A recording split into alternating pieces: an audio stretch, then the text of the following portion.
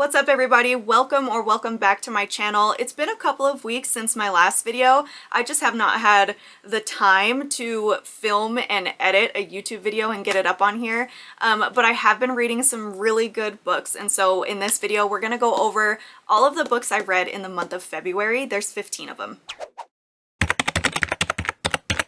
Let's dive right into this because there are so many good books I want to yap about, and the first one is going to be Long Shot by Kennedy Ryan. I am still so happy that I finally picked up my very first book from her. I have a handful of her books on my shelf. I have heard nothing but good things, and the way I have longed to be a part of the people who know how great of a writer she is, and I am finally there. This book was amazing. This is a romance book, but if you're not familiar with the story itself, you might not know, but it does focus on DV. I did not know that going into this. I started it and I was just a few pages in when a friend of mine told me that it's about DV, and it changed my reading experience for the better, but it totally changed it because now I knew what I was looking for as I read through the relationship that the main character had.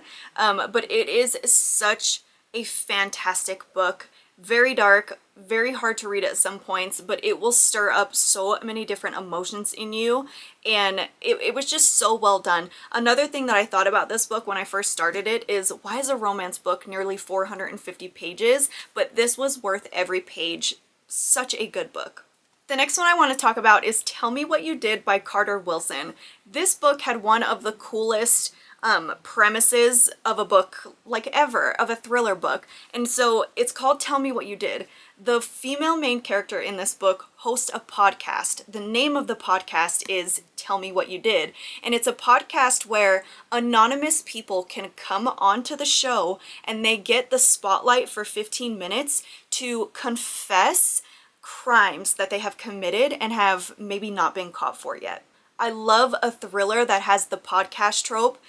They just always grab my attention, but this one was definitely the most unique one I've ever read. The main character's name is Poe. She hosts this podcast, but on this podcast, one of her guests comes onto the show and he admits to being the guy who unalived Poe's own mother. However, Poe is shooken to her core because she is the only person that knows that that person who unalived her mother is also unalived, and this is because Poe hunted him down and did that herself. I did a review about this video over on my TikTok page, and someone commented and said, well, you just gave away the whole plot, but I promise you I didn't. All of that is on the back cover of the book. That's what happens in the very beginning, and it becomes like a cat and mouse chase throughout the entire book, on the podcast. It is just such a well-told story. I read this book in less than 24 hours. I could not put it down, and the first time I opened it up and got started on it, I read over 200 pages straight. I am not that type of reader. I don't ever do that. So this is just such a great unputdownable book. I will recommend this to everyone. Then for Black History Month, I explored a lot of new to me Black authors and some of their books that I had on my shelf, and two of these books really got me in my feels. So the first one is Devil is Fine by John Vercher. This book, the way I describe this one is it felt like I was reading the main character's soul. It was so raw and so emotional. It's this one is actually pretty short too, but this follows a biracial Black man, and he is currently struggling through life after just losing his son. So he recounts the story of what his relationship was like with this son throughout his years growing up. His son was very feminine and it never sat well with him. And so they had a lot of contention in their relationship. They were always arguing. There was just a lot of frustration between both father and son leading up to his death. But another aspect of this story that adds another layer of depth is after his son passes, he receives a letter in the mail of inheritance, and he is now inheriting from his white side of the family that has been passed down. He is now inheriting a plot of land that was a plantation. And so he's not only battling with the loss of his son, but he's also battling with his identity as a biracial man and how it fits into his family's passed. So this book is just very emotional, very raw. It had a lot of strange like comparisons and strange like things that he was going through that didn't click until toward the end. But it was so well done. For such a small book, it had so many layers, and this is one of those books that will stick with me for a really long time. Same can be said for this book. This one is called River Sing Me Home by Eleanor Shearer. And this book starts out, in the beginning of this book, it starts with slavery being abolished. And this book follows the story of one woman. She goes out on a search for her stolen children that had been stolen from her over the years and taken away to these different places. And she goes on a journey to find them. The story is actually inspired by several true stories of women who went out in search for their stolen children in the aftermath of slavery. So all of those true stories inspired the story of this one woman, and you follow her journey, and it is incredibly heart-wrenching and emotional. This is actually the only book I have ever stuck tabs in, and there's only 3 of them. I stuck them in 3 spots, but those 3 sentences or paragraphs totally just like took my breath away. What a beautiful, well-written story. Very emotional, like I said, but so worth the read. 2 thriller books. Let's go through these. These were good, but could have been a little bit better for me. We have Beneath Devil's Bridge by Laura Ann White, and this book started out fantastic. I was super into it. It's about a young girl who was found in a river. She had been tossed over the bridge after being very heavily assaulted, and they recovered her body weeks later, and they're trying to uncover what happened to her. It has a dual timeline. The first timeline is back in the day, what happened during the whole investigation, and it follows the lead investigator on the case. The second timeline is in the present, years and years later, where a young girl is doing a podcast on the entire situation and the entire case, and she's like finally getting interviews with the man that they put in jail for the crime, and he has not spoken to anyone since, and he is finally speaking to this podcast girl, and the case is catching wind again, and they might reopen it. It's just like a whole situation. Like I said, I was really grasped by this one. The last like 25% of this book, I felt like they kept adding new characters and giving me more of like a hard time keeping up with who was who and who played what role and what was going on. Although this still was a really great story, I have a very hard time personally when there's too many characters in a book, and this kind of like broached on that for me. The next one is This Cursed House by Del Sandine, and this one was also a really good story, but I found it very long-winded. I felt like there were a lot of parts in this book that could have been left out, and the story would have still carried like the same plot and the same punch that it delivered. It's like a Southern Gothic horror style, light on the horror though. It's more of like a mystery, and it follows this young woman who is presented with a job offer, and like it came out of nowhere, and the job offer is to come to this specific house and help them care for the home, and it's very vague like what they want her to do there. It's very vague. Well, when she gets there, she learns that this family is cursed, and that they brought her there because they think she is the one that will be able to break the curse. The curse has kept the family inside that house for years and years. They have not been able to leave. They get all their food delivered. They're still living in super old times because they can't go out and get new clothes. Like, it's just a very weird situation, and it's definitely a good story, but very much a slow burn, and I wanted it to pick up just a little bit more. The Butcher by Jennifer Hillier. This book was so savage. This was another one that I could not put down, but Jennifer Hillier writes amazing stories. Like, all of her books I have loved. So the story starts out 30 years ago, where there was a really notorious serial killer out there, and he was caught and killed by the chief of police. He went like down in history for capturing the serial killer. 30 years later, the police chief is now an old man and he's about to go live in a retirement home. So he gifts his home to his grandson. His grandson gets the home and he wants to do all of this like remodel work on it. So while renovating, the grandson comes across an old case that was buried in the backyard and he digs it up, he opens it up, and there is some seriously questionable stuff in there. And now he wants to go back to his grandfather and question him about the things that he has found.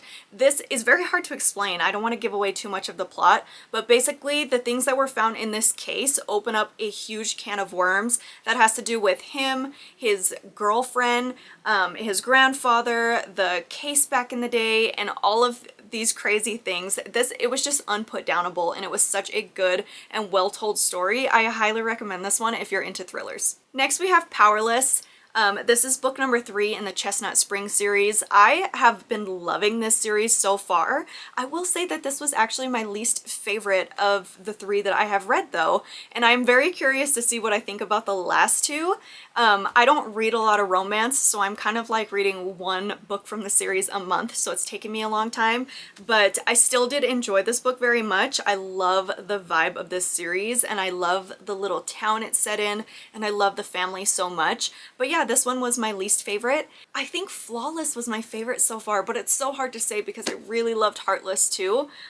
This one just didn't compare to those 2 in my opinion. Those 2 were like freaking top notch for me. Blood Over Brighthaven by M.L. Wong. This was my 5-star read of the month. Like, this was the best book I read all month. The way this blew me away, I can't even describe it. It's a fantasy book, so giving the plot is extremely difficult.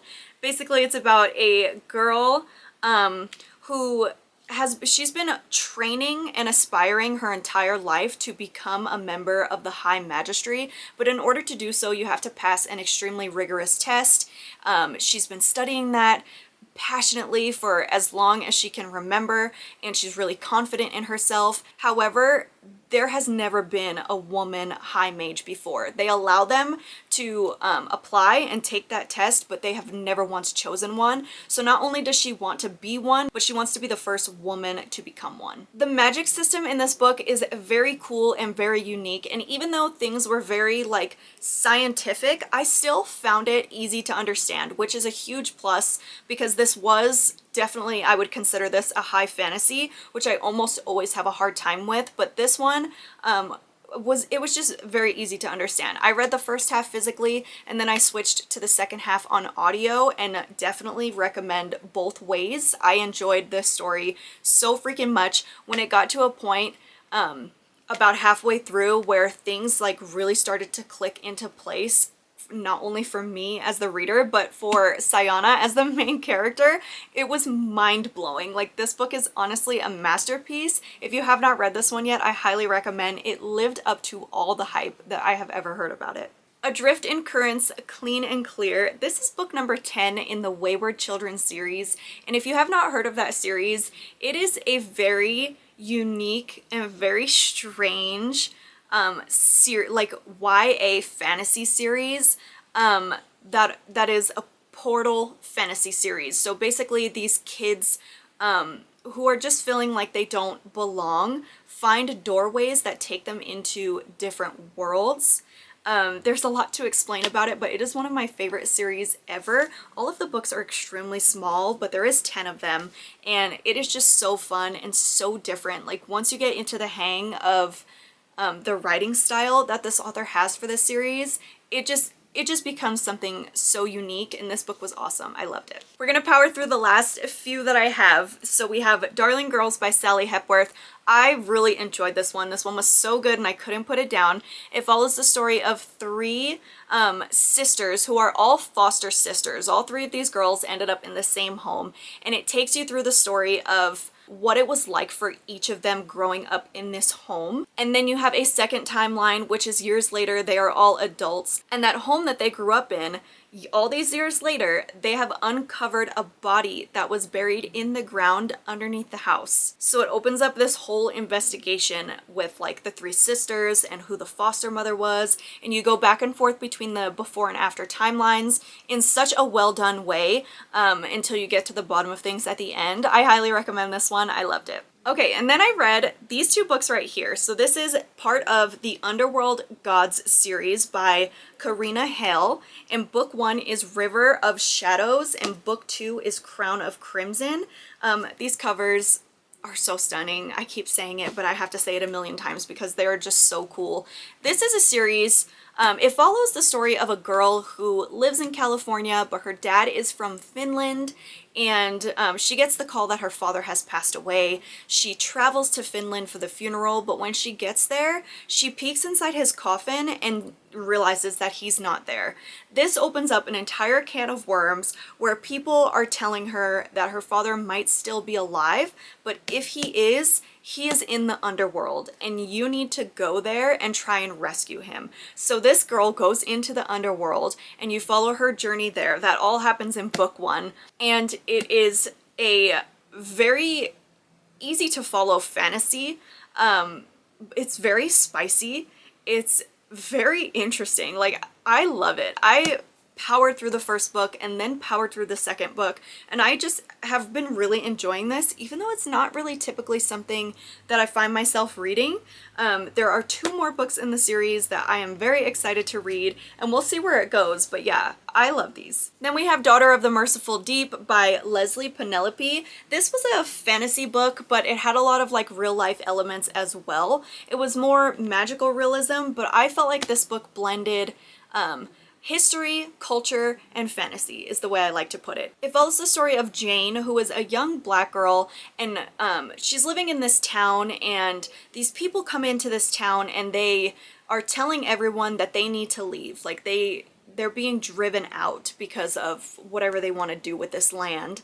So they're being told that they're going to buy off their land and they all have to find somewhere else to go. In order to save her town, Jane ends up traveling into a underwater world of gods and searching for help there. Okay. So my camera battery just died, and then I got up to get a charger and my leg was asleep. So I just went through like 4 minutes of really traumatizing things, and now I can't remember where I left off explaining about this book, but it was a really good story. I enjoyed this one, and it was definitely like nothing else I've ever read.